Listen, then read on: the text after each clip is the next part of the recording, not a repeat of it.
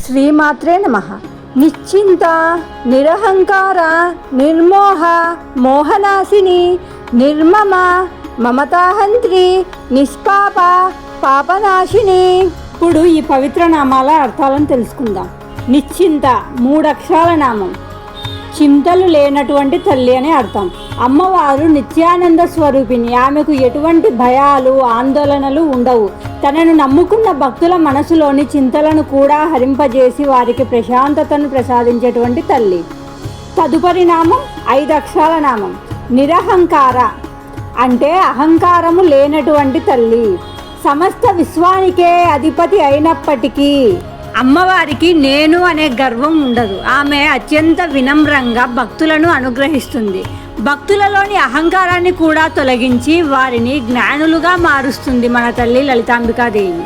తదుపరి నామం 3 అక్షరాల నామం. నిర్మోహ అంటే మోహము లేనిది అనే అర్థము. ఈ ప్రాపంచిక వస్తువుల మీద కానీ మాయా బంధాల మీద కానీ అమ్మవారికి ఎటువంటి వ్యామోహం ఉండదు. ఆమె ఎప్పుడూ తన స్వస్వరూపంలో శుద్ధ చైతన్యంలోనే ఉంటుంది. తదుపరి నామం 5 అక్షరాల నామం. మోహనాశిని. భక్తుల మనసులోని మోహాన్ని నశింపజేసేటువంటి తల్లి. అజ్ఞానం వల్ల కలిగే మాయాబంధాలను ఇది నాది, అది కావాలి అనే కోరికలు ఉంటాయి కదా, అవి అమ్మవారు తన జ్ఞానకాంతితో నశింపజేసి మనకు ముక్తిని కలిగిస్తుందట. తదుపరి నామం 3 అక్షరాల నామం. నిర్మమ అంటే మమకారం లేనటువంటి తల్లి అని. అమ్మవారు అందరినీ సమానంగా చూసే జగన్మాత.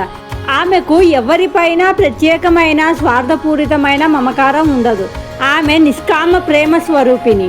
తదుపరి నామం 5 అక్షరాల నామం. మమతాహంత్రి అంటే భక్తులలో ఉండే స్వార్థపూరితమైన మమకారాన్ని అంతం చేసేటువంటి తల్లి.